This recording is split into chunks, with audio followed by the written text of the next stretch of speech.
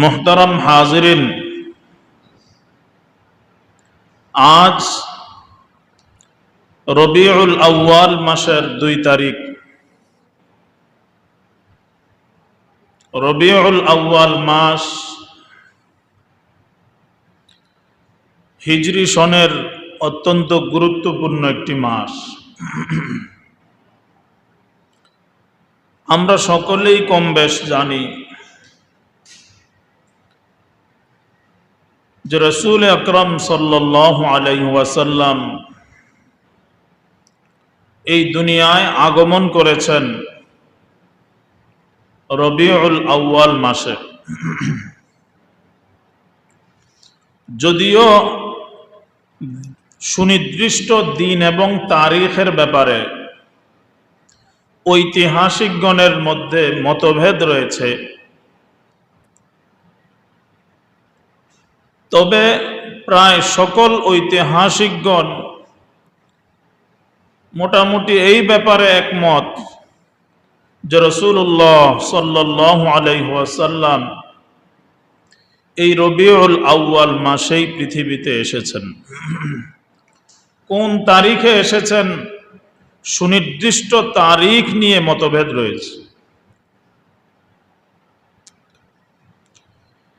শুধু রাসূলের আগমনই নয়, বরং রাসূল আকরাম সাল্লাল্লাহু আলাইহি ওয়াসাল্লামের ইন্তেকাল, এই পৃথিবী থেকে চলে যাওয়া,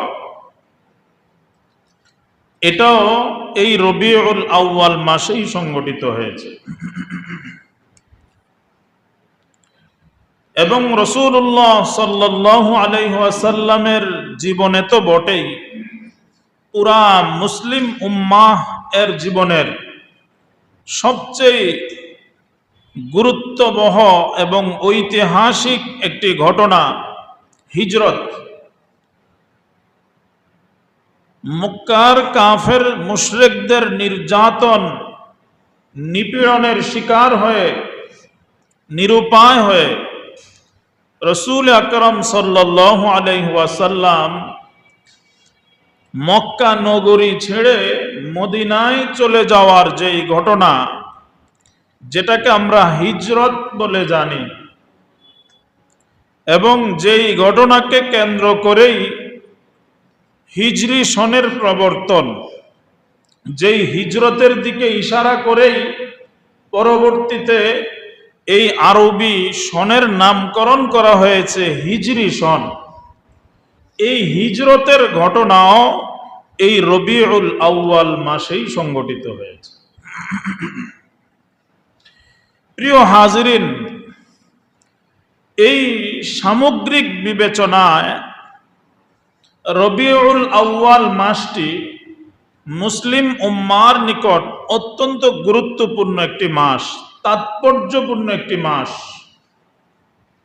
যদিও এই মাসে সুনির্দিষ্ট কোনো করণীয়, সুনির্দিষ্ট কোনো আমল ইসলামী শরীয়ত কর্তৃক প্রবর্তিত নয়, আল্লাহ এবং আল্লাহর রাসূল সাল্লাল্লাহু আলাইহি ওয়াসাল্লাম কর্তৃক নির্দেশিত নয়, কিন্তু এই মাসে ঐতিহাসিকভাবে এই গুরুত্বপূর্ণ বিষয়গুলো সংগঠিত হয়েছে, এটা প্রমাণিত। এক নাম্বার হলো রাসূলের আগমন এই মাসে সংগঠিত হয়েছে, এবং রাসূলুল্লাহ সাল্লাল্লাহু আলাইহি ওয়াসাল্লামের ইন্তেকাল এই মাসে সংগঠিত হয়েছে, এবং রাসূলের জীবনের গুরুত্বপূর্ণ একটি বিষয় এবং মুসলিম উম্মার জন্য অত্যন্ত ঐতিহাসিক একটি বিষয় হিজরত, তাও এই মাসেই সংগঠিত হয়েছে। প্রিয় হাজিরিন, এজন্য এই রবিউল আউয়াল মাস মুসলিম উম্মার নিকট তাৎপর্যপূর্ণ, গুরুত্বপূর্ণ।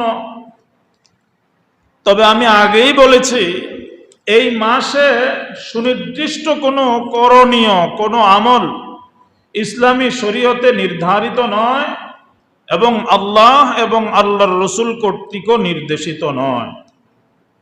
তবে দুঃখজনক বিষয় হলো এই মাস আসলে আমাদের দেশে, শুধু আমাদের দেশ নয়, এই উপমহাদেশে ভারত, পাকিস্তান, বার্মা, শ্রীলঙ্কা, বাংলাদেশ, এই আমাদের বর্রে সগীর এই উপমহাদেশে এই মাসকে কেন্দ্র করে নানাবিধ আয়োজন, উৎসবের বিভিন্ন প্রকারের ধুমধাম পরিলক্ষিত হয়।